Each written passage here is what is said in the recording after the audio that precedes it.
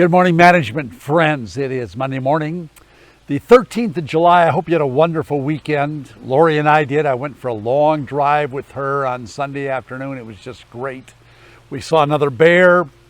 We saw Mama Deer and her little ones. We saw a coyote. We saw a wild turkey with little turkeys. It was just terrific.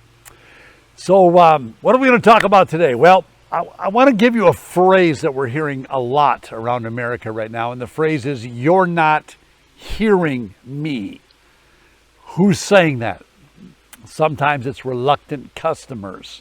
They're nervous to re-engage with business providers. Sometimes it's fearful employees. We're asking them to come back, and yet they have fear and apprehension.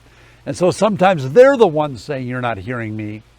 And I think you and I both know where we're hearing that phrase a lot, and that is from upset protesters all across America. We see buildings on fire. We see shattered storefronts. It's tragic what is happening across America. Protests can reach that breaking point when groups of people feel that their voices just aren't being heard. That in no way excuses behavior, but it's helpful to understand, where is this coming from? Martin Luther King said that riots are the language of the unheard. It's a dangerous thing when people are not heard. And so today, as a leader, I want to ask you a question. Are you hearing your people? More importantly, are you really listening to them? So I have another acrostic for you today, and the word is HEAR, H-E-A-R. I'm also going to talk to the staff this week about listening. It's so crucial that you and I are attuned to listen really, really well.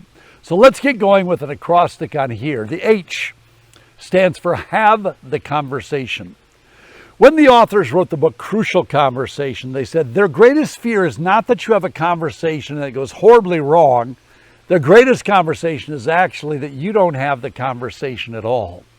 And that's where so much of the bad movement comes from. We just don't have the conversation.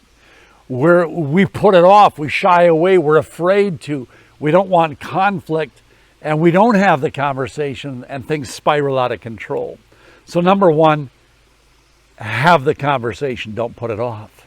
The E, it stands for ears trump mouths. Talking is highly, highly overrated. Don't interrupt. Lean in often and say something like this. Tell me more about that. I'd like to hear more about that. As the authors of Crucial Conversation said, don't be furious, be curious. Be a detective, be a sleuth.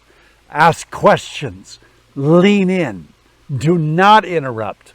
I want to hear more about that.